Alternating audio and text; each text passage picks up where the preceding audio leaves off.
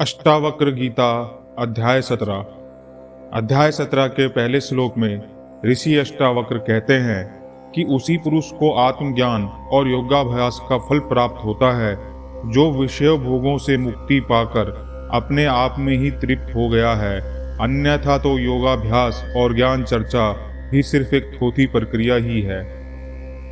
दूसरे श्लोक में ऋषि अष्टावक्र कहते हैं कि तत्वज्ञानी कभी भी खेद को प्राप्त नहीं होता, क्योंकि वह जानता है कि मुझ एक से ही यह सारा जगत व्याप्त है।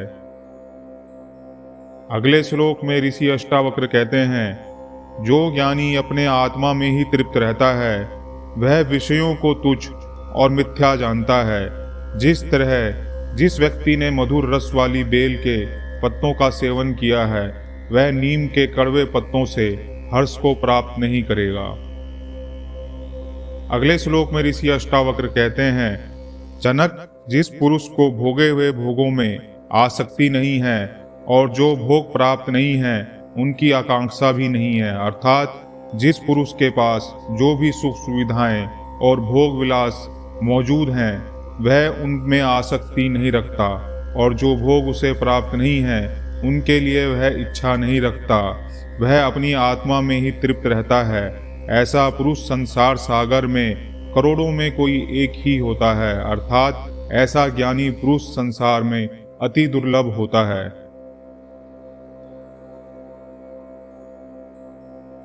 अगले श्लोक में ऋषि अष्टावक्र कहते हैं कि हे पुत्र, जिस आत्मज्ञानी की यह इच्छा नहीं कि विश्व का नाश हो जाए और ना ही यह इच्छा है कि विश्व बना ही रहे और वह स्वयं को साक्षी जानकर आत्म तत्व में स्थित है, वही विद्वान है और धन्य है और वह पूजने योग्य है। अगले श्लोक में ऋषि अष्टावक्र कहते हैं, ऐसी बुद्धि जिस विद्वान की होती है कि मैं इस ज्ञान से कृतार्थ हुआ हूँ, वह व्यक्ति खाते पीते उठते बैठते और समस्त इंद्रियों के क्रियाकलापों को करते हुए भी सुखपूर्वक बिना खेद के विचरण करता है। अगले श्लोक में ऋषि अष्टावक्र कहते हैं, जिस पुरुष का संसार सागर क्षीण हो जाता है उसको विषय भोगों की इच्छा नहीं रहती और ना उनसे विरक्त होने की इच्छा रहती है, उस ज्ञानी का मन और इंद्रियां शून्य हो जाती हैं। अगले श्लोक में ऋषि अष्टावक्र कहते हैं कि शिष्य विद्वान ना तो सोता है और ना ही जागता है। कहने का तात्पर्य है कि विद्वान ना तो संसार की तरफ उन्मुख होता है और ना ही वह संसार से द्वेष करता है। इस तरह की उन्मुक्त दशा तो केवल एक ज्ञानी की ही होती है। अगले श्लोक में ऋषि अष्टावक्र कहते हैं कि हे शिष्य, विद्वान जीवन मुक्त सर्वत्र सुख और दुख के स्वस्थ चित्त में रहता है। अज्ञानी सुख में तो हर्ष को प्राप्त करता है और दुख में शोक को प्राप्त करता है। ज्ञानवान सुख दुख हर्ष और शोक को बराबर मानकर अपने आत्मानंद में ही मग्न रहता है। ज्ञानी व्यक्ति संपूर्ण विषय वासनाओं से रहित होकर जीवन मुक्त अवस्था को प्राप्त कर सभी परिस्थितियों में एक रस रहता है।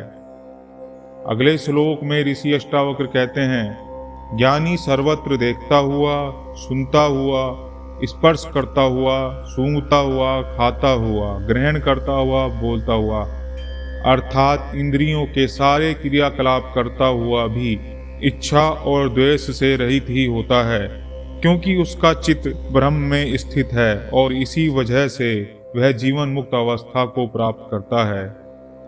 अगले श्लोक में ऋषि अष्टावक्र जीवन मुक्त व्यक्ति के और लक्षणों को बताते हुए कहते हैं कि जो जीवन मुक्त है वह ना तो किसी की निंदा करता है और ना ही किसी की स्तुति करता है, ना तो हर्ष करता है और ना ही शोक करता है। कहने का तात्पर्य है कि वह ना तो किसी की स्तुति सुनकर उसके प्रति अनुराग रखता है और ना ही किसी से निरादर प्राप्त कर उसकी निंदा करता है। वह ना तो कुछ देता है और ना ही कुछ लेता है। इस तरह ज्ञानी सर्वत्र रस से रहित होकर जीवन मुक्त अवस्था को प्राप्त करता है। अगले श्लोक में ऋषि अष्टावक्र कहते हैं जो विषयों में आसक्त नहीं है और मृत्यु को समीप देख जिसके मन में भय उत्पन्न नहीं होता, बल्कि वह आत्मानंद में ही मग्न रहता है, वही जीवन मुक्त है।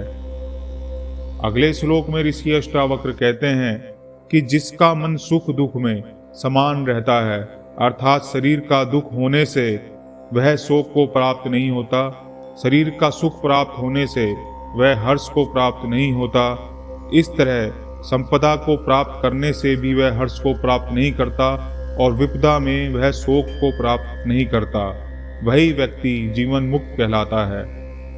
अगले श्लोक में ऋषि अष्टावक्र कहते हैं, जिस विद्वान का संसार सागर को पार करना हो गया है, उसके लिए ना तो कोई हिंसा है और ना ही करुणा है, ना तो वह गर्व करता है और ना ही शारीरिक दुख के लिए या शारीरिक सुख के लिए किसी को दोष देता है या किसी को श्रेय देता है, और इस तरह वह आश्चर्य को प्राप्त भी नहीं करता, वह व्यक्ति जीवन मुक्त होता है। कहने का तात्पर्य है कि आश्चर्य उसी व्यक्ति को प्राप्त होता है जिसने यह मान लिया है कि जीवन सिर्फ एक पैटर्न पर चलेगा, लेकिन ज्ञानी व्यक्ति जानता है कि जीवन अनिश्चित है। इस तरह किसी भी घटना के घटने से एक ज्ञानी आश्चर्य को प्राप्त नहीं करता। अगले श्लोक में ऋषि अष्टावक्र कहते हैं, जो विषयों के साथ द्वेष नहीं करता और जो विषयों के प्रति आसक्त भी नहीं होता, प्रारब्धवश उसे जो भोग प्राप्त होते हैं उनको वह भोगता है और जो नहीं प्राप्त होते उनकी इच्छा नहीं करता, वही जीवन मुक्त ज्ञानी होता है। कहने का तात्पर्य यह है कि एक ज्ञानी व्यक्ति जो कुछ भी उसे प्राप्त है वह उसी में संतुष्ट रहता है, जो उसे प्राप्त नहीं है उसके लिए व्यर्थ की भागदौड़ और चिंता में अपना समय नहीं गंवाता। अगले श्लोक में ऋषि अष्टावक्र कहते हैं, जो समाधानता और असमाधानता अर्थात चित्त के अहित और हित दोनों ही कल्पनाओं से मुक्त हो गया है, ऐसा शून्य चित्त वाला विधेय केवल्य अवस्था को प्राप्त होता है और यही जीवन मुक्त होने का प्रथम लक्षण है।